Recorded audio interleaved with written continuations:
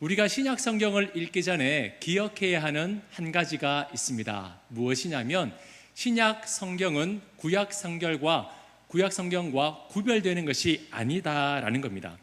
신약은 구약과 전혀 무관한 것이 아니라 신약의 모든 말씀은 구약에서 주시는 하나님의 약속 위에 세워져 있다라는 겁니다. 그래서 연장선입니다. 계속해서 이어가는 거예요.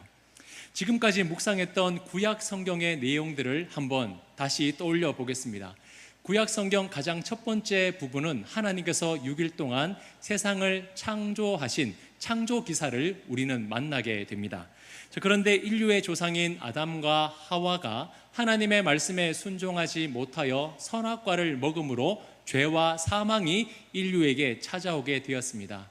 하지만 하나님께서는 죄 지은 인간들을 그대로 내버려 두시는 것이 아니라 여자의 후손을 통하여 사탄의 머리를 부수시고 죄와 사망의 권세에서 건져 주시리라 구원을 약속해 주셨습니다. 그리고 아브라함을 부르셔서 모든 민족에게 복을 주시고 그의 후손을 통하여 나라를 세워주시겠다 약속하셨습니다. 그리고 모세를 통해서 애굽의 노예였던 이스라엘을 건져 주시고 하나님의 거룩한 백성으로 살아가는 증표인 율법을 그의 백성들에게 주셨습니다. 그리고 성막과 그리고 제사 제도를 주심으로 거룩하신 하나님께서 이 천하고 천한 이 죄인들 사이에서 거하시는 길을 열어주셨습니다. 이제는 하늘에서 저 높은 곳에서만 말씀하시는 것이 아니라 내가 너희들과 함께 살겠다, 내가 너희들과 함께 거하겠다, 이 성막과 성전 제도를 통해서 하나님이 약속해 주신 겁니다. 그리고 가나안 땅을 하나님께서 정복하게 해주시고 12지파 반에게 땅을 분배시켜 주심으로 그 땅에 정착할 수 있는 은혜를 주셨습니다. 그리고 백성들의 요구에 따라서 우리도 왕을 세워 주십시오, 그 요구에 하나님께서 답해 주심으로 이스라엘에도 왕을 세워 주셨습니다. 그리고 다윗을 통해서 영원히 무너지지 않는 그런 왕권에 대한 하나님이 약속도 주셨습니다. 하지만 이스라엘은 어떻겠습니까? 하나님을 온전히 섬기고 하나님을 거룩하게 예배하는 인생이 아니라 우상을 숭배하며 하나님에게서 떠나는 삶을 살았습니다. 또 타락하게 된 거죠. 결국 북이스라엘과 남유다는 멸망하게 되고 백성들은 포로로 잡혀가게 됩니다. 그럼에도 불구하고 하나님은 그들을 사랑하셨습니다. 내가 너희들을 사랑한다, 너희들이 돌아오면 나도 돌아가리라, 상처를 싸매고 너희들에게 새로운 언약을 주므로 너희들을 다시 회복시켜 주겠다 하나님이 약속해 주셨습니다. 그리고 새 언약과 이 땅을 구원할 메시아를 여러 선지자를 통해서 약속해 주심으로 낙심하고 지친 백성들을 위로하고 격려해 주셨습니다. 그리고 하나님의 때가 되었을 때에 포로로 잡혀갔던 이들이 예루살렘으로 돌아왔습니다. 무너졌던 성전과 성벽을 재건했습니다. 하지만 삶이 녹록하지 않았죠. 여전히 외세의 침략이 있었고 위협이 있었고 살아가는 날들은 만만치 않았습니다. 그리고 그들은 해결되지 않는 문제가 남아 있었습니다. 바로 죄의 문제입니다. 하나님과의 관계가 완전히 회복된 게 아니에요. 그래서 이 유다 백성들은 약속된 구원자, 우리의 모든 죄의 문제를 해결하고 다시금 하나님과의 언약 백성으로 완전하게 회복시켜 주실 그 메시아 왕을 기다림으로 이 구약이 마무리됩니다. 아주 많은 일들이 있었죠. 이런 구약의 서사를 한 문장으로 요약하면 이렇습니다. 우리의 죄를 해결하시고 하나님과의 관계를 회복시킬 참된 구원자가 오실 것이다 라는 약속, 바로 오실 메시아에 대한 약속이 구약 성경인 겁니다. 그러면 신약은 무엇일까요? 이 약속이 그대로 성취되어 오신 예수님에 대한 기록이 신약 성경인 겁니다. 그렇게 400년이라는 아주 오랜 침묵의 시간 끝에 예수님은 이 땅에 오셨습니다. 예수님의 오심은 그냥 우연히 이루어진 일이 아닙니다. 하나님께서 충동적으로 이때 내가 예수를 보내야 되겠다, 그렇게 하신 것이 아니라는 거예요. 구약 성경의 연속으로 하나님께서 그토록 수없이 말씀하셨던 너희를 구원할 메시아를 보낼 것이다, 너희를 죄에서 구원해 줄 참된 구원자를 보낼 것이다, 수없이 말씀하셨던 그 하나님의 약속의 성취가 바로 예수님의 성육신인 겁니다. 자, 그리고 또 하나 우리가 신약을 묵상하면서 중요한 한 가지가 있는데요, 그것은 예수님께서 왜 이 일을 행하셨는가 하는 겁니다. 예수님이 많은 사람들을 만나고 병자들을 고치고 큰 기적들을 일으키시는데 그냥 충동적으로 하신 게 아니에요. 예수님은 그 하나하나의 모든 사건에 대한 의미를 가지고 있습니다. 이것은 하나님이 주신 약속과 죄로 인해 잃어버린 것들과 그리고 유다 백성들이 그토록 간절하게 기다리던 것들을 예수님께서 하나하나 완성해 나가시는 사건이기 때문입니다. 그래서 내일부터 마태복음을 묵상하실 때에 왜 예수님이 이 땅에 오셨는가, 그리고 예수님이 왜 이 일을 행하셨는가, 그 두 가지 맥락을 가지시고 말씀을 묵상해 나가시기를 바랍니다. 앞으로 펼쳐질 그 복음서를 통해서 예수님이 누구시며 그리고 우리 인생 가운데 참된 구원자는 오직 예수 그리스도 밖에 없다는 우리 믿음의 신앙의 고백이 더욱더 든든하게 세워지기를 주님의 이름으로 축복합니다. 아멘. 자, 그러면 우리가 함께 읽어나갈 이 마태복음이 어떤 성경인가에 대해서 우리가 한번 살펴봐야 되는데요, 마태복음의 저자는 성경 이름 그대로 마태가 기록을 했습니다. 자, 그리고 요즘 이 광복절 때문인지 친일파에 대한 논쟁이 참 뜨겁게 나오고 있는데, 이 마태는 당시 유대인들에게 세금을 거두어서 로마에 갖다 바치는 세리였습니다. 세리가 누군지 우리 성도님들도 잘 알고 계실 겁니다. 이 마태가 아니더라도 이 세리의 일은 꼭 누군가가 하기는 해야 됐습니다. 그렇지만 이 동족의 피를 빨아 이 로마의 앞잡이가 되는 이 세리를 마치 우리나라로 따지면 친일파처럼 그들은 적대시했고 손가락질하며 비난했고 심지어 죄인 취급까지 했습니다. 우리가 사교를 통해서 알 수 있듯이 이 세리에게 누가 호의를 베풀고 누가 자비를 베풀며 누가 이웃이 되어 주었겠습니까? 마태는 참 외로웠을 겁니다. 힘든 하루의 삶을 살아가고 있었을 겁니다. 그런 마태에게 예수님이 찾아가셨습니다. 그리고 이제 로마를 위해서 살아가는 인생이 아니라 영원한 하나님 나라의 복음을 증거하는 복음의 전도자가 되도록 예수님께서 제자로 불러주신 겁니다. 자, 그리고 이 마태가 기록한 복음서에는 직업의 특성이 너무나 잘 나타나 있습니다. 마태의 직업이 세리라고 말씀드렸죠. 세리는 돈을 다루는, 또 셈을 하는 직업입니다.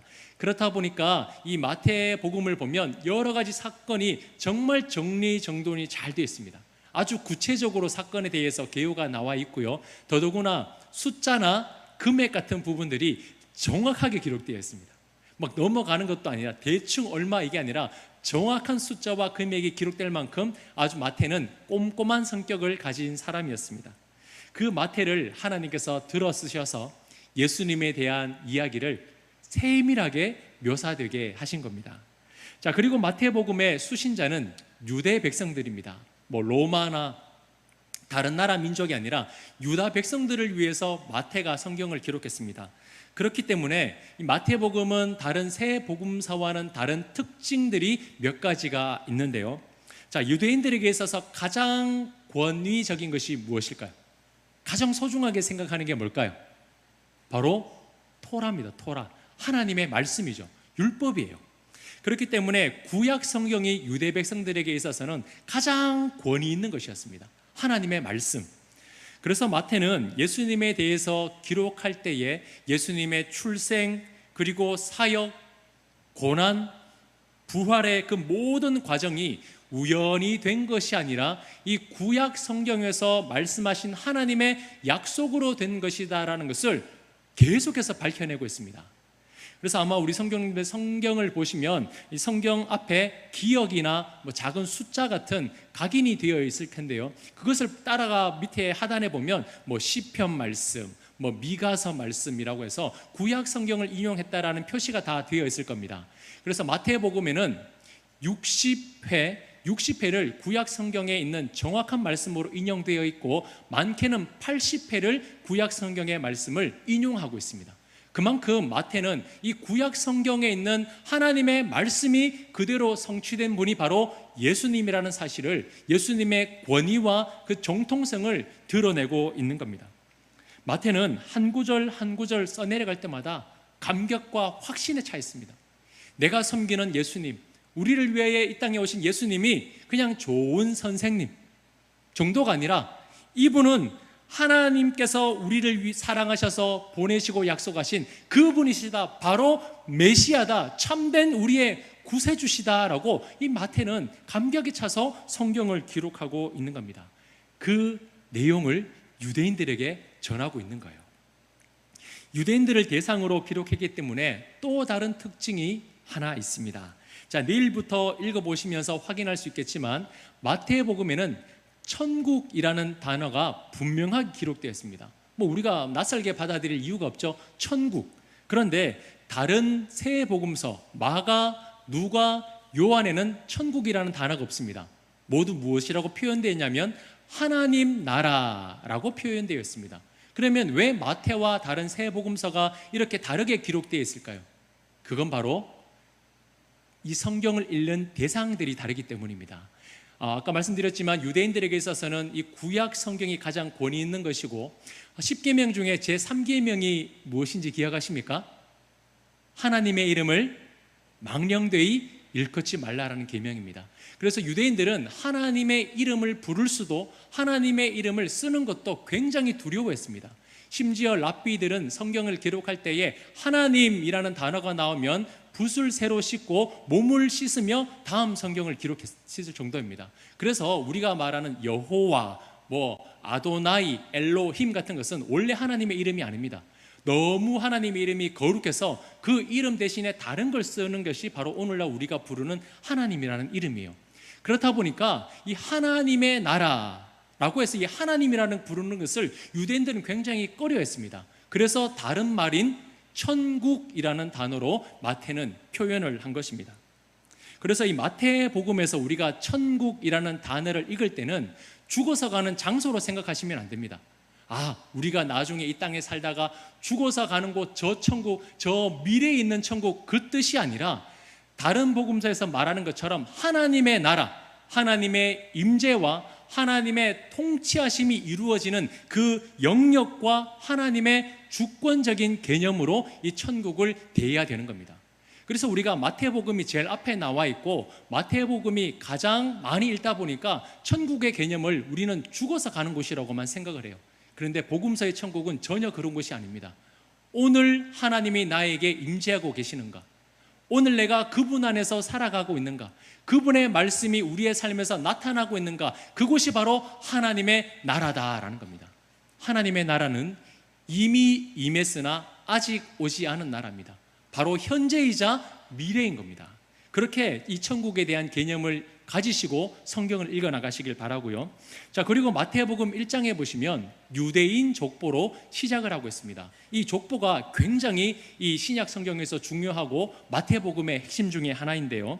자, 1장 1절을 보시면 아브라함과 다윗의 자손 예수 그리스도의 계보라고 말씀하고 있습니다. 자, 하나님께서는 아브라함을 통해서 민족에게 복을 주겠다, 그의 후손을 통해서 나라를 세워주겠다 약속하셨고 다윗에게는 영원한 왕권, 왕위를 약속하셨습니다. 그래서 이 아브라함은 하나님의 나라를 세워주겠다는 이 약속과 연결이 되고 다윗에게는 영원한 왕을 보내주시겠다는 약속과 연결이 되는 겁니다. 그래서 아브라함과 이 다윗은 언약의 두 기둥이라고 할 수 있을 정도로 굉장히 중요한 인물입니다. 자, 그런데 우리가 가진 성경에는 아브라함과 다윗 중에 누구의 이름이 먼저 나옵니까? 저를 보시면 답이 안 나옵니다. 성경을 보시면 누구의 이름이 먼저 나와요? 아브라함의 이름이 먼저 나옵니다. 그런데 헬라어와 영어 성경을 보면 아브라함이 아니라 다윗의 이름이 먼저 나옵니다. 다윗의 자손 그리고 아브라함의 자손이라고 원어에는 그렇게 되어 있습니다. 자, 왜 그런가? 마태가 의도한 거예요. 예수님이 오신 것은 왕으로 오셨다는 겁니다. 다윗의 계보를 통해서 우리에게 왕으로 오신 분이 바로 예수님이라는 사실을 나타내기 위해서 다윗의 이름을 의도적으로 먼저 기록을 하고 있는 겁니다. 자, 유대인들은 바벨론 포로기에서 400년이 넘는 아주 긴 시간 동안 바사, 헬라, 로마의 압제 아래에 있었습니다. 우리가 70년, 몇십 년 동안 그 일제 치하에 있었을 때도 너무 힘들지 않았습니까? 그런데 이 400년이라는 시간 동안 여러 민족들로부터 이 고난받고 있었으니 얼마나 힘들었겠습니까? 그렇다 보니까 그 메시아, 하나님께서 약속하신 구원이 언제 이루어지나 그들은 애타게 기다렸습니다. 그 왕이 와서 우리의 모든 원수들을 물리치고 다시 이 나라를 회복시켜 줄 것을 굉장히 그들은 갈망하고 있었어요. 그러한 사실을 누구보다 이 마태는 같은 유대인이었기 때문에 잘 알고 있었습니다. 그래서 그 애타게 기다리고 있던 유대인들을 향해서 마태가 이야기를 하는 겁니다. 아브라함과 다윗에게 약속한 그 참된 복의 근원 되시며 왕이 되시는 예수 그리스도가 바로 우리에게 찾아오셨다라고 선언하고 있는 겁니다. 아브라함과 다윗의 이름을 드는 이유는 예수님의 정통성을 이야기하기 위해서입니다. 예수님은 그냥 오신 분이 아니라 하나님의 약속에 의해서 오신 분이고 하나님에서 준비하신 진정한 왕으로 오신 정통성이 있는 분이다라는 것을 강조하기 위해서 이 족보를 일부러 기록해 놓은 거예요. 그래서 왕 대신 예수님을 드러내고자 마태는 구약 성경의 한 부분을 또 인용을 하고 있습니다. 자, 바로 오늘 본문인 2장 6절 말씀인데요. 다시 한 번 더 우리 성경을 보면서 같이 읽어보겠습니다. 시작. 또 유대 땅 베들레헴아, 너는 유대 고을 중에서 가장 작지 아니하도다. 내게서 한 다스리는 자가 나와서 내 백성 이스라엘의 목자가 되리라 하였음이니이다. 아멘. 이 말씀은 하나님께서 미가 선지자에게 주신 말씀입니다. 미가서에 기록이 되어 있어요. 미가 선지자가 언제 활동을 했냐면 요담, 아하스, 히스기야 왕이 통치하던 시대입니다. 이때는요 굉장히 이스라엘이 남유다가 영적으로 힘들어하던 시대입니다. 겉으로는 하나님을 섬긴다 하지만 그들은 우상을 숭배하고 성전 안에도 산당을 세우고 우상 신상들을 세워두었던 시대가 영적으로 암흑기였습니다. 백성들은 우상을 숭배하고 죄에 빠져 있었고 나라도 굉장히 불안한 시대였습니다. 그런 상황에서 하나님께서 미가 선지자에게 약속하고 계십니다. 베들레헴에서 한 다스리는 자가 나올 것이다. 이때가 언제냐면 기원전 750년입니다. BC 750년. 예수님께서 오시기 이전인 750년 전에 이미 하나님께서는 베들레헴이라는 곳에서 내가 한 구원자를 보낼 것이다 라고 약속을 하고 계신 거예요. 이 세상 그 누가 수백 년 후에 일어날 일을 약속할 수가 있겠습니까? 그 약속을 또 지킬 수 있는 사람이 누가 있을까요? 그러나 하나님은 오늘을 힘겨워하고 고난의 시간을 지나고 있는 그 백성들을 사랑하심으로 이미 구원자를 준비하고 계셨던 겁니다. 750년 뿐이겠습니까? 하나님께서 에덴 동산에서 아담과 하와가 죄를 지어 타락했을 그때에 이미 하나님께서는 여자의 후손을 통하여 사단의 머리를 부수고 모든 인류를 죄에서 구원할 메시아를 창조 때부터 하나님은 약속하고 준비해 놓으셨다라는 겁니다. 그 약속이 아브라함을 통해서 이어졌고 다윗을 통해 영원한 왕의 모습이 보여졌고 수많은 선지자를 통해서 선포된 것입니다. 그리고 마침내 그 모든 계획과 약속이 예수 그리스도를 통해서 성취된 것입니다. 그래서 우리가 믿는 예수님은 많은 신 중에 한 명도 아니고요, 그냥 좋은 신 중에 한 명도 아니고요, 하나님께서 이 세상을 창조하실 때부터 우리를 위하여 준비한 참된 구원자요 진정한 왕이라는 사실을 믿으시기를 바랍니다. 자, 그리고 우리가 반드시 기억해야 되는 것이 하나가 있습니다. 예수님이 왕으로 이 땅에 오셨는데 어떤 왕으로 오셨는가 하는 겁니다. 이걸 우리가 분별해서 잘 알아야 됩니다. 우리가 예수님을 믿되 예수님이 어떤 분인지를 제대로 알고 믿어야 되는 거예요. 자, 유대인들이 그토록 오랜 시간 왕을 기다렸는데 어떤 왕을 기다렸을까요? 유대인들은 지금도 예수님을 구원자로 인정하지 않습니다. 유대인들은 누구를 기다리고 있을까요? 모세를 기다리고 있어요. 애굽으로부터 이스라엘을 출애굽시킨 그 능력 있는 선지자와 같은 그 모세가 우리를 와서 구원해 줄 것이다. 지금도 그 모세를 기다리고 있는 거예요. 유대인들은 모세와 같이 능력 있는 지도자를 기다렸습니다. 그리고 다윗처럼 강력한 군대를 가지고 온 이스라엘을 통일시키는 그 능력의 왕을 기다리고 있었습니다. 자, 그런데 예수님은 이 땅에 어떤 왕으로 오셨습니까? 화려한 왕궁이 아니라 작은 마을 베들레헴에서, 그리고 마구간에서 예수님은 이 땅에 오신 겁니다. 그 누구도 그 작고 보잘것없는 곳에서 왕이 태어날 것이다 라고 누가 예상할 수가 있었겠습니까? 그래서 아무도 준비하는 사람이 없었어요. 그렇게 예수님은 동방에서 온 박사들과 목자 몇몇 사람의 경배만 받을 뿐 온 세상의 무관심 속에서 예수님은 이 땅에 태어나셨습니다. 왜 그러셨을까요? 저는 한번 생각해 봤습니다. 예수님이 진정한 왕이라는 것을 온 세상 가운데 선포하시려면 이왕 한번 성육신 하시는 거, 천사들을 동원해 가지고 막 나팔을 불고 하늘에, 폭죽이라고 하면 좀 그렇겠죠, 막 천둥과 뭐 번개를 일으키시면서 막 나팔 소리가 팍 울리면서 그 가운데 재림하시면 온 세상이 그냥 믿으라 말 안 해도 예수님을 구원자로 믿지 않겠습니까? 그런데 예수님은 아무도 관심 없는 그 작은 곳에서 태어나신 겁니다. 하나님은 그렇게 준비하지 않으셨어요. 왜냐하면 예수님은 세상의 왕과 다른 왕이었기 때문입니다. 온 우주의 왕이 작고 작은 그 베들레헴에서 태어나신 이유가 있었습니다. 왜냐하면 예수님은 사랑과 겸손과 섬김의 왕으로 오셨기 때문입니다. 세상의 왕은 능력과 그리고 권력과 힘으로 지배합니다. 만약에 예수님도 화려한 왕궁에서 태어나시고 강력한 군사력을 가지시고 그 땅을 통치하셨더라면 세상의 왕과 다를 게 없는 거예요. 예수님은 하나님의 독생자이십니다. 하나님의 모든 권능과 영광을 동일하게 가지고 계신 분이세요. 하지만 예수님은 그 하늘의 권세와 영광을 다 내려놓으시고 가장 낮은 자리로 내려오셨습니다. 왕의 권위와 힘과 능력이 아니라 사랑과 겸손과 섬김으로 예수님은 이 땅을 다스리셨습니다. 왕 대신 예수님의 다스림은 겸손과 사랑과 그리고 섬김입니다. 그렇다면 그 왕의 통치를 받는 우리는 어떠해야 될까요? 왕이 겸손하신데, 왕이 사랑을 가지고 계시는데, 왕이 섬기시는데 그 왕의 통치를 받는 우리는 어떻게 살아가야 하겠습니까? 출신을 자랑하고 가진 것을 자랑하고 남들 위에 서려고 하고 시기하고 미워하고 질투하는 것은 우리의 왕에게 없는 모습입니다. 우리의 왕은 그렇게 오시지 않았어요. 그렇게 우리를 다스린 적도 없습니다. 자, 그리고 두 번째로 예수님께서 베들레헴으로 오신 이유는 낮고 소외된 자의 친구가 되기 위해서 오신 왕이셨기 때문입니다.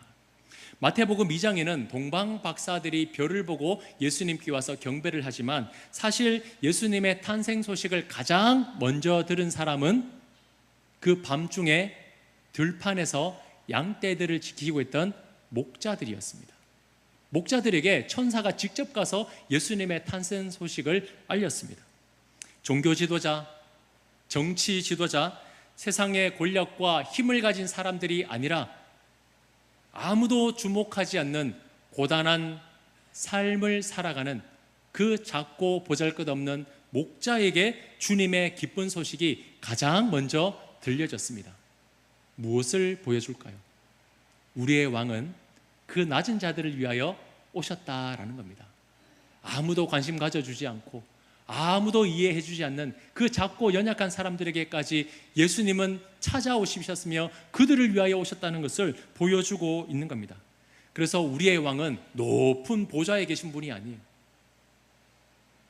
어두운 밤중에서라도 하루의 인생을 힘겹게 살아가는 그 작고 연약한 인생 가운데 찾아오신 분이 바로 우리의 왕이신 예수 그리스도라는 것입니다. 이것이 말뿐이 아니다라는 것을 예수님은 친히 베들레헴에서 태어나심으로 우리에게 보여주신 겁니다. 예수님은 가난한 자, 고아와 과부, 병든 자를 만나시기 위해서 선한 것을 찾을 수 없다는 갈릴리 출신으로 살아가셨습니다. 예루살렘 중심으로 사신 것이 아니에요. 저 변방에 있는 갈릴리에서 살아가셨습니다. 왜요? 그것은 아무도 주목하지 않았기 때문에, 그곳에 누가 가서 복음을 증거하지도 않고 그들을 위하여 누군가도 애쓰지 않았기 때문에 예수님은 친히 낮고 낮은 갈릴리로 찾아가신 거예요. 출신 때문에 사람들로부터 모욕을 당했습니다. 저 갈릴리에서 무슨 선한 것이 날 수 있겠느냐, 갈릴리 출신의 그 목수의 아들, 아이고 보잘것없다, 영광의 왕께서 그런 치욕을 당하시고 모욕을 당했어요. 하지만 예수님은 그곳에 있는 사람들도 복음을 들어야 하고 그 낮은 자리에 살아가는 사람들까지도 구원을 받아야 하기에 친히 그 가운데에서 살아가셨습니다. 사랑하는 성도님들, 오늘 우리는 어떻게 살아가고 있습니까? 말로는 섬긴다, 사랑한다, 용서한다, 그들의 형제와 이웃이 되어 주겠다라고 말하지만 정말 그 약속을 우리의 삶에서 드러내며 살아가고 있습니까? 낮은 자리에 오셔서 나를 만나 주신 것처럼 우리도 낮아져야 합니다. 낮아져야 볼 수 있습니다. 낮아져야 만날 수 있습니다. 예수님이 우리를 위하여 친히 낮은 자리로 오신 왕이 되어 주신 것처럼 우리도 그 섬김의 왕의 모습을 본받아 우리도 낮은 자로 살아가야 하지 않겠습니까? 교회는 그렇게 낮은 곳까지 낮아지신 왕이 다스리시는 곳입니다. 그 누구도 예수님보다 높아질 수 없습니다.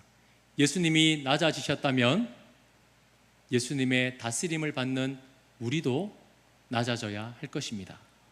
자, 그리고 오늘 세 번째로, 오늘 본문을 자세히 보시면 예수님을 단순히 다스리는 왕이라고 말씀하지 않습니다. 마지막에 이렇게 말씀합니다. 내 백성 이스라엘의 무엇이 되리라?